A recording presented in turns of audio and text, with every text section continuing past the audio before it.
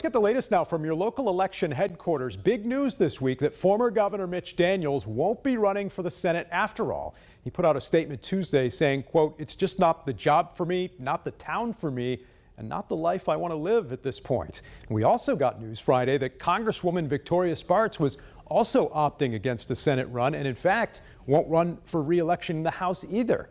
So with Spartz and Daniels out, it looks as if Congressman Jim Banks has a fairly clear path to the nomination, at least at this point.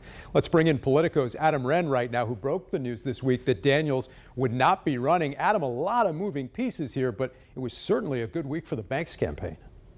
That's right, Dan. Jim Banks had one of the best 46 minutes in Indiana politics, and that was the time from him getting the endorsement from the NRSC to Mitch Daniels dropping out to him getting the endorsement of Ohio Senator J.D. Vance. And so he had a really good week. The field is clear for him. But back here in Indiana, we have a significant amount of dominoes that are yet to fall politically. We now have open races in the 3rd and the 5th district going into 2024. So it will be fascinating to see how this all plays out. No word yet from Governor Holcomb about him ruling out a Senate run, so he could possibly primary Banks from his left flank. But all indications point to Holcomb not running for Senate as well. So we'll learn more about his plans after session. Very interesting. That Mitch Daniels news this week certainly setting off a flurry of other events in Indiana politics. Politico's Adam Wren, thank you so much. We appreciate it. Of course, the reason there's an open Senate seat is because current Senator Mike Braun is running for governor next year. 2 other Republicans have already entered that race as well. Lieutenant Governor Suzanne Crouch and former IEDC President Eric Doden, who sat down this week with our Kristen Esca.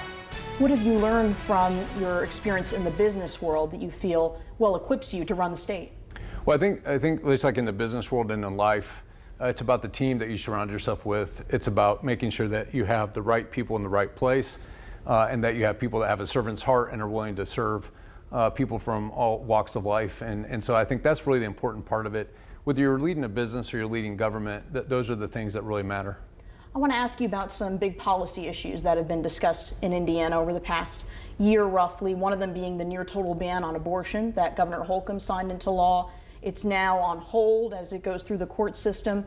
Would you have signed that into law if you were governor? Yeah, I'm ardently pro-life. I think it's not just a religious issue for me, it's a human rights issue, but I also think it's important for us to do things like zero-cost adoption, where we can help the kids and make sure that they get into loving homes. So we're focused on things that will improve people's lives all over the state of Indiana, and that's going to be our focus.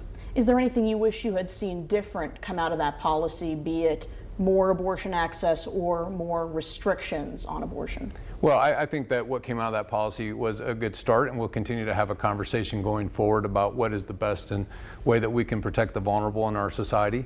And I think that's been a good part of this conversation, and it will continue to be a part of it. Another big issue that's been discussed is public health. The governor is proposing $347 million for public health over the next 2 years. How do you think Indiana needs to improve its public health standings? Yeah, I think public health is going to be an ongoing topic. I think hospitals and access to health care across the state of Indiana is very different in different sections of our communities and regions, and I think that's going to be an important conversation. I think cost of health care is going to be an important part of our conversation.